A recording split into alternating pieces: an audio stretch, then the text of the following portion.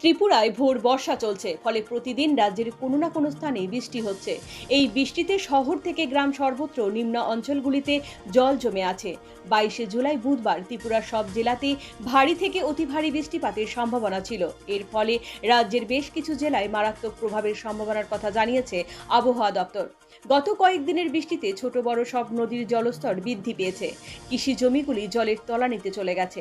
স্বভাবতই কৃষকরা এখন জলের জন্য জমিতে ফসল ফলাতে পারছেন না। গত কয়েকদিনের ভারী বৃষ্টিতে নাজেহাল মানুষ। ভারী বর্ষণে রাজ্যের বিভিন্ন মহকুমায় বন্যার আশঙ্কা করা যাচ্ছে। এর জন্য মহকুমা শাসক ও জেলা শাসকদের তৈরি থাকতে নির্দেশ দিয়েছে রাজ্য প্রশাসন।